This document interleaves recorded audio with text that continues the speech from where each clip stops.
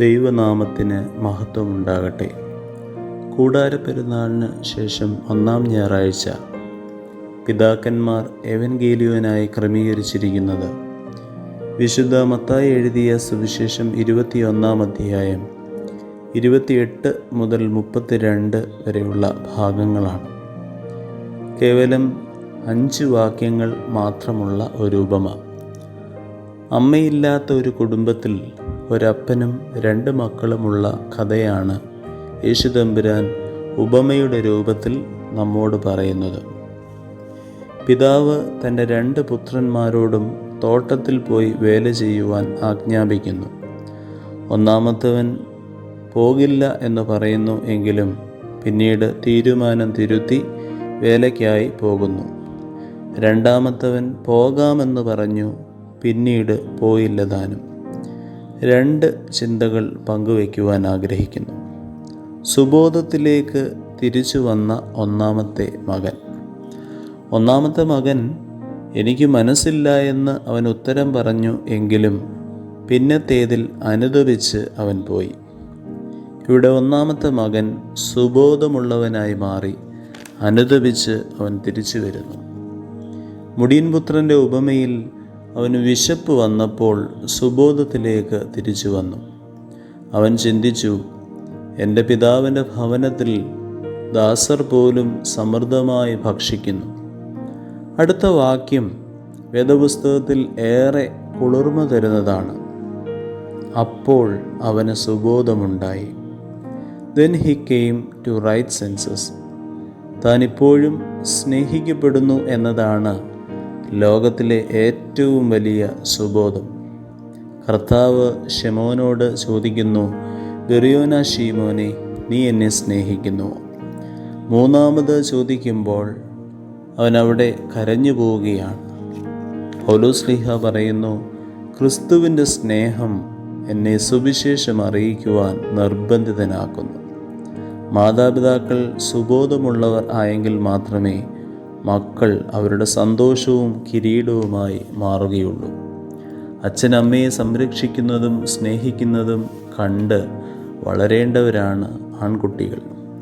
അമ്മ അച്ഛനെ പരിചരിക്കുന്നതും ബഹുമാനിക്കുന്നതും കണ്ട് വളരേണ്ടവരാണ് പെൺകുട്ടികൾ. മാതാപിതാക്കൾ തന്നെയാണ് മക്കൾക്ക് പഠിക്കുവാനുള്ള ഏറ്റവും വലിയ പുസ്തകം. മക്കളുടെ മുന്നിൽ മാതൃകയുള്ള മാതാപിതാക്കളാകുവാൻ നമുക്ക് കഴിയണം.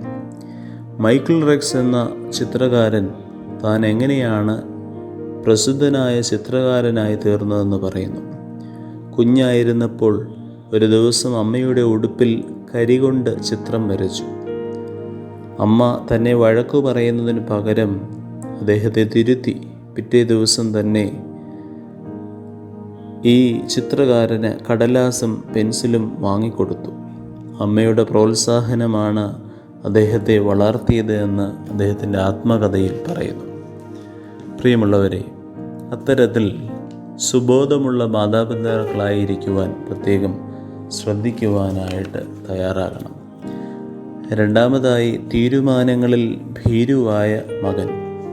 രണ്ടാമത്തെ മകൻ ഞാൻ പോകാമപ്പ എന്ന് അവൻ ഉത്തരം പറഞ്ഞു, എന്നാൽ പോയില്ല താനും.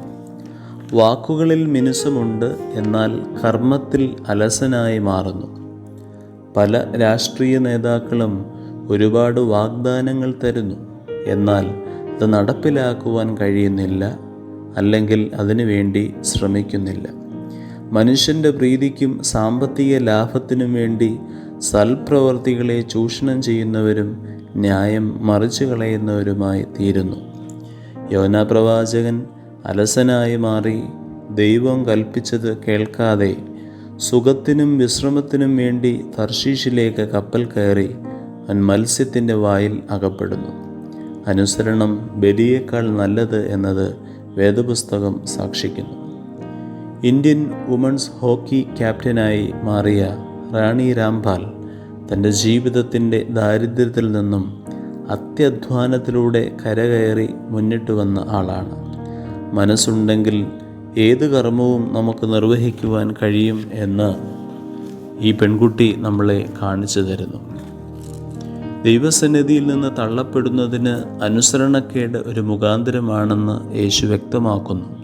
വാക്കിലല്ല, പ്രവൃത്തിയിൽ വിശ്വസ്തരായി കാണപ്പെടുന്നതിനാണ് യേശു നമ്മെ ആഹ്വാനം ചെയ്യുന്നത്. ഈ ഉപമയിൽ രണ്ടാമത്തെ മകൻ പിതാവിൻ്റെ ഇഷ്ടം ചെയ്തവനല്ല. മൂത്തവൻ പിതാവിനോട് അനുസരണക്കേട് കാണിച്ചതിന് ശേഷമാണ് അനുസരണത്തിലേക്ക് തിരിച്ചു വരുന്നത്. ദൈവം നമ്മിൽ നിന്ന് പൂർണ്ണ അനുസരണം പ്രതീക്ഷിക്കുന്നു. ദൈവം അനുഗ്രഹിക്കട്ടെ. സ്നേഹപൂർവ്വം ബേസിലച്ചൻ.